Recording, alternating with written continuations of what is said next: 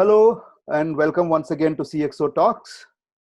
Today we have Nick Savvides, who is the Senior Director of Strategic Business Asia Pac at Forcepoint, which, as all of us know, is a cybersecurity leader for user and data protection. Nick has been an information expert for over 20 years. I don't do anything less than that. I mean, one needs to be 20 years into it. So Nick, sorry, I couldn't avoid that. Yeah. And he has been around the industry, and he has done wonderful work in his past positions at Symantec. And he also worked in the University of Melbourne, where I presume he sort of started as a graduate and then worked his way up. I'm assuming this. So Nick, Indeed. yes, welcome. Yeah, welcome to the show. And I hope I got it right. Indeed, yes. Although you did make me feel old when you reminded me about how many years I've been in the industry. So it is a bit of a double-edged sword when you say I've been in cybersecurity for 20 years. Yeah. It does make you feel quite old. Yeah. So I've been in journalism for 30 years. So if that makes you feel any better. Fantastic, yes, and that's mostly right. Prior to Forcepoint, I was at Symantec, CTO for the region. I joined Forcepoint in March this year to head up our strategic business across Asia Pacific. And my first day on the job was when we went into lockdown, and I have been working from home ever since. I haven't met any of my colleagues. I've interviewed people, we've hired people, and I'm yet to meet any of them. Hopefully that will change sooner rather than later. So look at it this way, the bright side. The fact is, from the time you came to Forcepoint, I'm sure the business has changed, right? Indeed. Isn't it? Indeed, it has changed a lot. And in fact, my priorities changed when I joined the organization. I joined to run the strategic business, and Forcepoint is a company going through its own transition, becoming a cloud security platform company. And my job really was to try and take us into that next level and get us ready for that. At the start of the year, when I joined, pandemic was just really ramping up, and it changed our priorities from being strategic to more tactical, to get our customers operating and continuing to trade and adapting their security postures, which was probably the biggest thing that they've had to do with, biggest change, I should say, they've had to deal with in the last few years, and work on that since I joined. Finally, things are beginning to settle down, so more of that strategic work is coming through now. Yeah, so it's pretty interesting, right? I mean, you join and then suddenly you're staring at real situations. So there's no time to strategize. I mean, you're telling, you know what, get this done or else. So indeed. So I mean, I face that as a new person coming into the business, but our customers face that. A lot of CISOs that I deal with, they think about, they think about their Horizon 1, Horizon 2, and Horizon 3, planning out their technology choices, their security roadmaps. They have consultants who come in and say, we're going to do this over 6 months, 12 months, 18 months. These things you can't do these things. They say no to the business. You can't do that. You can't do this, or they complicate things. And then all of a sudden the CEO comes in and says, everyone's working from home. I don't care what you have to do, make them work, right? And I had to compromise security postures, change toolings, and all sorts of those things. And it was I think it's been really interesting from a cybersecurity perspective the last 6 months. I spoke to a CISO recently who said to me he thinks he can get 5 years worth of work done in 12 months as a result of the pandemic, right? Because it has forced businesses to adapt, and things that they thought weren't possible are now possible. Yes. So I was speaking to somebody recently, and then it looked like a lot of scenarios that we used to watch in Hollywood blockbusters would become reality today, right? I mean, the connected devices. Your car could be a security risk for all you know. I mean, so your AC duct could be one. Indeed. So how do you see this Indeed. panning out? I mean, going forward, how do you see the industry itself? The cybersecurity industry, risk management industry, on one hand, and the clients on the other. How do you see these guys shaping up, say, over the next 12 months? Yeah, it's a really good question, Raj. And I think that, the priorities have shifted to making sure that users are productive when they are remote. That was the first part. The second part now is making sure they're secure and productive. Yeah. Because it was a scramble at the start, get everyone working from home, don't come into the offices. The old backup, the old business continuity plans was like, well, if we lose this building, we have another building, everyone can go to the backup site. They didn't have BCP plans. It said all your sites everywhere, not just in one city, but in a whole country, not just in that country, but in all countries. Yeah. Now you're all working from home. Yeah. So the priority went to making sure people got home, got the tools they needed to be productive. Now I think it's pivoting to being secure, and that's where a lot of investment is going.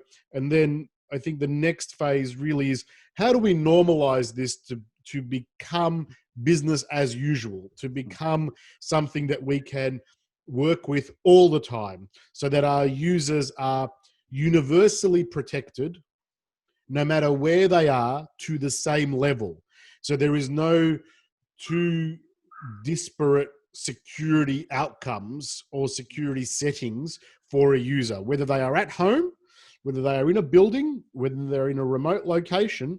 The same level of protection is afforded to them, and the business has the same level of visibility, control, and response that they get.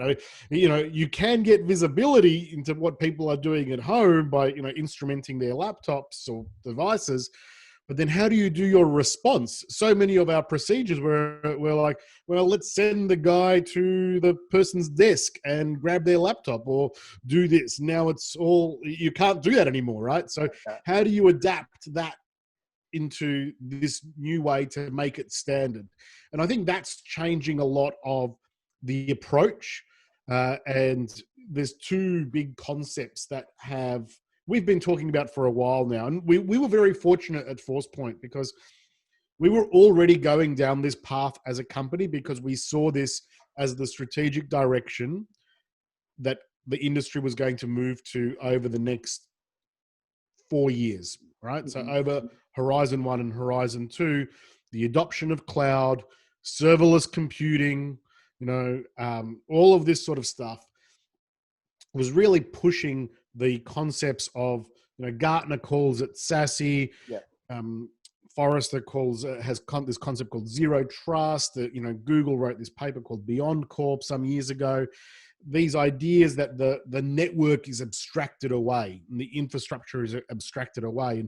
And, Forcepoint, we call ourselves the human-centric cybersecurity company, really was making humans the center of those sorts of the security model. So that's where we were working. So we were fortunate, because I think what's happened now is that's been accelerated. Because to effectively do remote work, to effectively operate in this new way of having so many people working at home over the longer term, means that you have to use these cloud technologies. You have to understand these digitally transformed business practices. And so I think that what's happened is things that were probably on the roadmap from a business tooling perspective for 2022, 2023 are now 2021 projects. So they've been pulled forward. And I think that's where the industry is going. It's a complete shift in the paradigm from going from that defense in depth, concentric rings of security trust model to one where everything is flat. There is no inside or outside the network. There is only the user and the data, and the connectivity is abstracted. So we don't trust the connectivity, so we have to secure the connectivity. We don't trust the user, so we have to secure the user. We don't trust the device, so we have to secure the device. and we don't trust the service, so we have to secure the service. That way, you can abstract away all of the bits that we have now. And I think that is where a lot of organizations are planning to be in the next 12 months. That being said, I also think there has to be a realization that you can't just take 30 years of computing legacy and throw it out the window. So many organizations are going to be running in a hybrid scenario where they still have some of the old world and they still have the new world. And over time, they'll transition, but very much have to recognize that they'll be operating in a hybrid scenario for some time. Yeah. I found this very interesting, Nick, because from a time where you distrusted certain elements, now the entire ecosystem is one of distrust for everything. Yes. And that is something that has come through, right? It's not something which we asked for. It's just happened like that. And the COVID-19 actually did that for us, right? Yeah. Well, I talk about this concept by the reason we had to have these trust zones before is because we didn't have the technology, the mechanisms to say everything is untrusted, so I need to verify at all points because it was too difficult.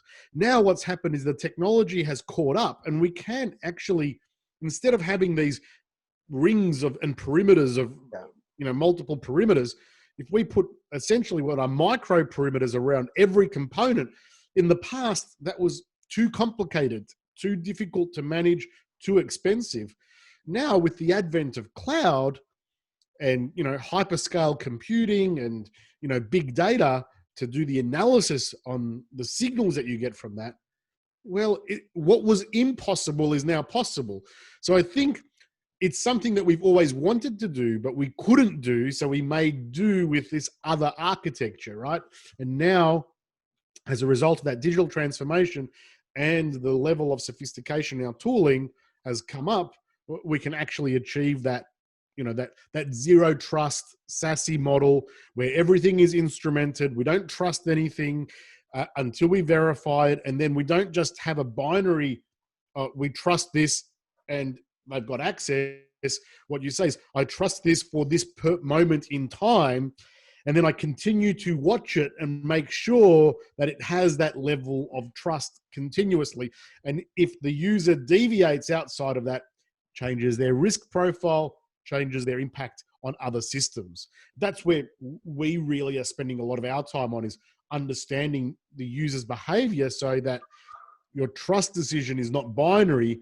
In fact, your trust decision is being made continuously at every interaction to say, well, this user they're still good, so I'm going to let them access. No, the user is now displaying risky behavior, so I'm going to bring back their access. I'm going to control that a little bit tighter. So it's a continuous observation of attributes that leads you to continuous response. So from what you're telling me now, which tells me that you mentioned big data, so which basically means you will have a scenario where machine learning becomes very important in this, right? I mean, so I've heard of the SASE model. I mean, I found the word itself very sassy. Yes.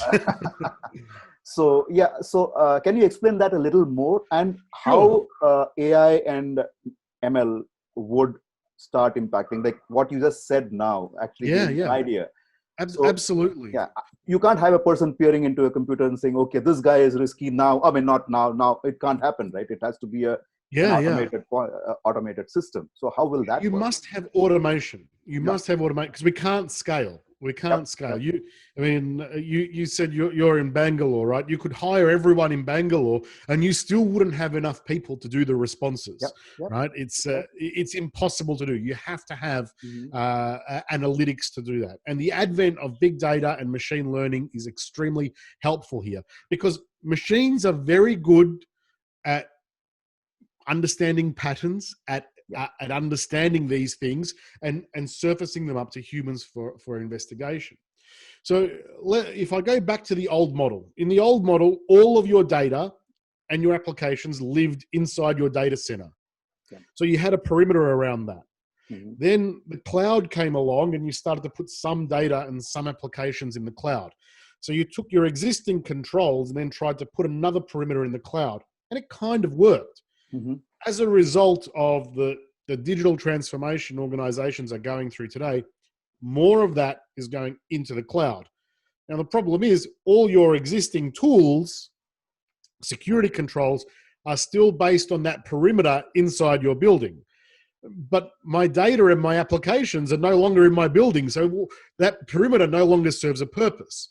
So the idea with SASE is that you build a perimeter in the cloud, and it's a perimeter between the user and the data. And it's the secure access service edge. So it really is at the edge of the cloud between the user and the data. Now, what happens at this point is, as I said, now we can instrument things. So you've got all these things and you can get signals from them. And what do I mean by signals is, in a traditional on-premises environment, you could monitor a firewall, you could monitor the web proxy, and you put that information into a SIEM or some other tool to perform analysis and to block things, and you'd have rules that blocked or restricted access to things. In this new world, you don't know what you have to block, what you want to allow. It's very, very complicated. And the idea here is, rather than worry about securing the infrastructure, because you don't run the infrastructure anymore, is let's secure the access to the data and what happens there and protect the user. So at this point, what you want to do is monitor the user and the data and the systems. So now you can do that at that service edge, because I can see all their interactions. The user is interacting with this application or with this data. I can observe that and take signal information from that. On their laptop, I can have an agent that observes what the user is doing, even on the things that are not going through the service edge. So the stuff that they're doing outside of that, to understand their behavior. Once I understand the user's behavior and their interaction with the system, I'm collecting all of these logs, all of these signals, and I'm collecting now also logs from the actual applications and these signals from the applications. I can't have a human look at all of that and go, this user is being risky, right? I'm going to go find out what's going on. You want to have a model that takes all of this data, analyzes it, and then says, this user is displaying the behaviors that will lead to an event. So we've gone from stopping events with rules to predicting them before they occur. And say, because whenever a bad thing happens, there was always activity before it. So if you can understand those precursors and understand the behaviors and the signals and perform the analytics, you can actually predict the future and say, this user is now a high risk, and I predict that they will cause a data loss event. And this is where the power of that SASE model comes into place, because now that I know that, I can drive a dynamic response at the edge to say, okay, right now, this user is now presenting a risk. Do not allow them access to this data, or block this action. Don't allow them to copy that data to USB. Do not allow them to print this data, for example. You now have that ability to do that automatic response. And you know, I said before, trust is not a binary decision. Neither is risk, because in the old world, someone authenticated to your VPN. Until that VPN session was over, they were a trusted user. In the new world, because I can continually get instrumentation from signals from my instrumentation, I can say at every decision point, is this user risky? Is this decision, is this act risky? And then perform at decision point, at interaction point, a risk mitigation control. So trust is no longer on or off. It is a variable that is evaluated every time that user is presented with making a decision, whether it's uploading data, whether it's access to a certain piece of information. you can verify in real time that user's risk position. Yeah. So in a That's way, the yeah, new world. yeah, yeah. In a way, it's a continuum of trust. I mean, it doesn't start with Exactly. yeah, That's the doesn't start. perfect way to describe it, Yeah, right? yeah. Perfect. So my next question obviously would be, I mean, you yourself mentioned that Forcepoint has had this human-centric way to cybersecurity. Mm-hmm. How will that pan out with the SASE model? Yeah. Just occurred. Yeah. Yeah, it's a really good question because, every vendor, like, you could, we're green, you could have a guy with a red shirt come in or a blue shirt from one of the other companies come in and say, we're doing SASE. Everyone's doing SASE because that's the future. Yes, that's very true. Everyone is doing SASE. Everyone is building this secure access service edge in the cloud now. The real difference is that we're taking our SASE model and adding that behavioral piece on top. Mm-hmm. So essentially, we have at Forcepoint, if you think about traditional security domains, to effectively do SASE, you need to have firewall, you need to have proxy, you need to have data loss prevention, you need to have CASB. Mm-hmm. Those are the things that make up SASE, right? There's a couple of other things like SD-WAN and connectivity options, but they're the core things. So every vendor is building their version of SASE from their strength. If you're a firewall vendor, you're going to take a firewall-centric view and have to build all the other pieces. If you're a web gateway vendor, you have to start from the web gateway and then try to build a DLP and try to build a CASB, then try to build a firewall. Forcepoint is a vendor that has expertise in each of those domains. So we come from a position of strength because we have a great next generation firewall business. We have a great secure web gateway, proxy business. We have a great DLP and a great CASB business. So we have all of the elements already. And what we're doing is, yes, turning them into a SASE service. But why stop there? The real value in the real value in the Forcepoint offerings is that we have probably the world's most mature human behavioral analytics platform. We've been doing insider threat and behavioral analytics for 20 years. And there's a lot of learnings that we've taken from that. So what we've done actually is taken these really complicated on-premises insider threat technologies, and we're putting them in the cloud as part of our offering, as part of that secure access service edge. So not only are we delivering SASE, but we can instrument our SASE with behavioral analytics to now then drive protective responses in that SASE. So control firewall rules, control proxy rules, control data protection rules based on the user's risk. And no other vendor is doing that. That's, I call it SASE Plus because it's SASE Plus human behavior. Our chief product officer and my friend Nico Pop, he calls it SASE of the fourth kind. I think his name is cooler, but I'm sticking with SASE Plus.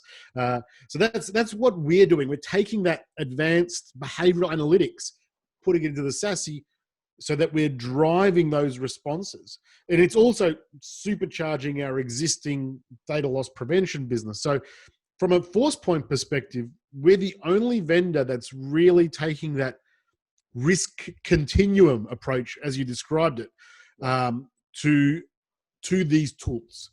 So, typically in a UAM, user activity monitoring or insider threat tool, it's so focused on bringing this up to a human to analyze, very complicated, understanding those behaviors, those responses. What we're doing is saying you don't need to have an army of analysts. We're democratizing that because we're doing all the heavy lifting in our cloud, and we can automatically now tell your SASE, you know what, just block that user from doing that. Instead of having someone having to go look at that, then try to figure out, is the user risky, then go into another tool and go and manually change rules. Do this in an automated way. That's where machine learning and big data really come into their own to help us scale that. And it's hard. Like taking those signals and turning that into actions is hard. But we've got 20 years of experience in doing that. So we're taking that experience and putting it in the cloud. Interesting. So from what I understand now, I mean, there's a lot of automation going in. There's a lot of cloud coming in. So my question would be, see, now, I mean, I'm now thinking very India now. Yes. The large enterprises, no problems. Yep. They have a specific budget for cybersecurity, works well. Now, that's taken care of. I mean, I'm sure that every CISO worth his or her salt would know what you're talking about. Indeed. Life goes on. My challenge is, because as of today, Nick, this is just a piece of information I want to share with you. The government in India is actually going after small and medium enterprises. They're saying, you know what, you guys need to be the backbone of the economy, as you were. Last Indeed. 8 years, manufacturing has actually taken a dip in India. Chinese, you know the stuff, you know the background. Yes. Chinese imports, a lot of stuff gets imported, and then the local manufacturer doesn't sort of stand a chance. All of that happened, and the government is now saying, no, you go back and start manufacturing, and we want to ride this wave back to normalcy. Now, small and medium enterprises, small enterprises, specifically the smaller ones, they are not very security savvy, cybersecurity savvy, number one. So they even setting up firewalls used to be a big thing for them on their small network. Now, when technology is sort of taking a giant leap forward, I mean, like you said, what was supposed to happen in 2024 has happened now. That's right. Obviously, there will be a cost factor. So how do you sort of convince these chaps, you know what, you need to start, maybe not with SASE, the SASE model, you need to start somewhere, and you need to sort of get to that? Or do you already have products in your portfolio? Yeah. So look, this is a really vexing question, right? And, you know, we as a company at Forcepoint, I can tell you now that only the largest enterprises in the world who have big cybersecurity teams with big budgets would ever consider buying like an insider threat or behavioral analytics tool. Yeah. Like it is just way out of the reach of small to medium business. Yeah. In fact, most of the tools that enterprises use are out of the reach of small to medium business. You mentioned firewalls. I mean, a small to medium business doesn't have, even if they had the money to go and buy those tools, how do they operationalize them? How do they manage them? How do they get the value out of them? How do they monitor them? How do they respond to incidents? These are issues that aren't even solved by big, well-resourced organizations, let alone small to medium ones. Yeah. What I like about not just the SASE model, but the cloud-delivered cybersecurity is that it democratizes access to cybersecurity. And what I mean by that is you don't need to have a whole level of sophistication to buy this. You don't need an endless pool of money. You don't need massive teams. All you need is to be able to pay for a cybersecurity subscription and put it between your users and your data. So in fact, what it does is it takes all these complex technologies, puts them in the cloud, and delivers them to the user as a subscription. So they don't require as much effort as they used to. It brings it down out of the realm of the biggest enterprises and brings it down to small to medium businesses. Because if you think about the analogy of, say, like ERP, right? ERP was always big cyber. It was always a massive, big enterprise problem, right? Yeah. Big companies, big projects, lots of money. A small business was never going to roll out ERP. I mean, they're using They were using spreadsheets to manage their ERP, right? Yeah, true, very true. But then organizations came around with cloud-based ERP, and it changed the game completely, right? It changed the game completely. So now a small business could pay, could pay a few dollars or a few thousand rupees a month and get access to a world-class ERP that was fit for their size. Yeah. And this is what the power of the cloud is. These small businesses who are now digitizing, they're being asked to become the backbone of the economy. They're inventing, they're creating. These are intellectual properties, businesses. They don't want their ideas stolen. They don't want their systems compromised, but they haven't ever been able to afford the protection that they needed. Now, they can subscribe to a service from Forcepoint. More than likely, it'll be from one of our partners. Mm-hmm. But we do all the complex stuff. We do all the heavy lifting. We do it all in the cloud, and they just pay a subscription, and they get access to all of that, and they can operationalize it a lot easier. So it brings what from an altruistic perspective, it really brings the level of cybersecurity outside of large enterprise down into that mid-market. And it doesn't matter how many other vendors are in the space. They don't have to buy the technology from Forcepoint. Makes me happy because I have bills to pay. And, the more Forcepoint we sell, the happier we get, the happier I am. But the more cybersecurity, no matter which vendor it is, as an industry, the more cybersecurity is available as a cloud service, the better it is for the market in general. I mean, if you think about India, we just did a great announcement with Airtel. Everyone knows Airtel in India. Yeah. They're taking our offerings and putting them into their platform, which means now their customers can just add that sort of stuff to their services that they consume from Airtel. Now that's fantastic. They don't have to go through a 3-year program and spend all this money. They can go and do that. And it means it's in the grasp of small business. Small business can now go and get these things.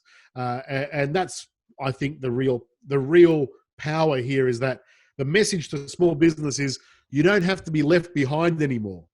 Yeah. You too can have enterprise grade security.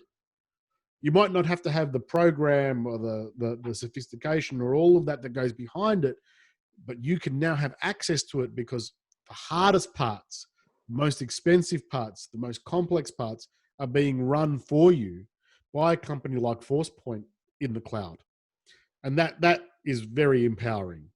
Yes, I mean, it's more about solutioning now, right? I mean, you just pick up what you want instead of sort of getting the whole 9 yards of whatever we call. I mean, in India, we call it as the whole 9 yards. Because that's the length of a sari that a lady ties around. Oh, really? So I just to put it in context. So that was really interesting. I mean, because I do workshops, I work with small and medium enterprises all the time, and like you mentioned, the biggest challenge they had was to invest in software. Yeah. Now SaaS has come to stay, and they are actually using it. I mean, even something as simple as Microsoft Office 365. I mean, why go all that way? People used to run spurious software, and the company loses money, you lose data, your system gets messed up. Today, you pay a subscription, and it costs, like you said, it costs a few dollars, and you're up and running. So happy to know that cybersecurity can be that. I mean, that's a big change, I think. I think so too, right? We are going, if you think about, really small businesses. So businesses with 20 users and under, right? Their level of cybersecurity was install antivirus on my laptop. That was it. True. Right? Now that small business probably has an Office 365 subscription, or, in India, Zoho is really big, right? They've got a subscription like that. Now they can add in front of all of those services a cybersecurity SASE-based model that protects them and their users and their data. And that will scale whether they are 20 users, 20,000 users, or even 200,000 users.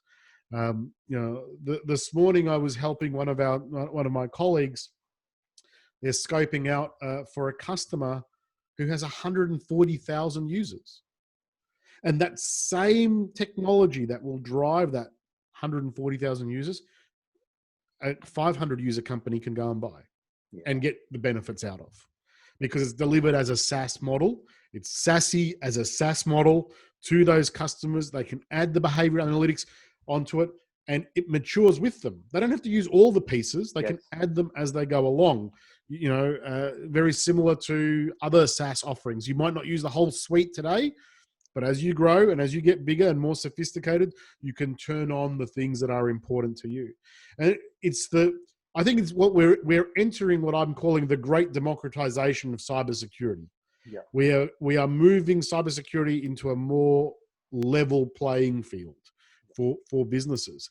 And the reality is that most economies, I'm based in Australia, I'm based here in Melbourne. The small to medium businesses make up more than 50% of the Australian economy. Yeah. Right. And, there's a big focus on manufacturing, just like there is in India. I know there's the Make in India program, right? All these small manufacturers, all these businesses, their designs, their work, not just their PII, not just the information around their customers, or credit cards, if it's PCI data or whatever it might be, they used to be the primary concern. We are now moving into advanced manufacturing, and an advanced manufacturer might only have 50 people or 100 people working, but they're doing very high value, very high intellectual property value work. They have to have that protected. They can't just depend on antivirus to do that, right? Yeah. They need data protection. Yeah. They need to understand the threat landscape. And by using a SASE model, it helps them achieve that goal. Right? Terrific. I think this was quite comprehensive. I'm really sorry. I think we extended beyond what we thought it would be. I think this was quite interesting. Yeah. I'm sure people who watch this would find it extremely interesting. And thanks, Nick, first of all, for breaking it down into smaller chunks, because this is really important. All of us tend to look at cybersecurity as some sort of a gizmo-driven stuff that we see James Bond using maybe, but then that's not the case. And then cybersecurity is real. The risk is real because it's your data, it's your IP that matters. So I think I should once again thank Nick for making this happen. And thank you very much, Nick. And it was a pleasure having you on the show. I look forward to thank you very much. And look forward to meeting you when you're in India next and in Bangalore. Indeed. As I said, it's been a while since I've been to Bangalore. I would love to visit again, and I'm looking forward to the days we can travel, so I can see more than just the four walls of my house and my office. Yeah. And come to India. And thank you very much for the conversation today. I can talk for hours about all of this stuff. So I know we got a little bit. We broadened out the topic, but I think it was a really worthwhile conversation, and I really enjoyed it, and I look forward to the next one. Thanks a lot.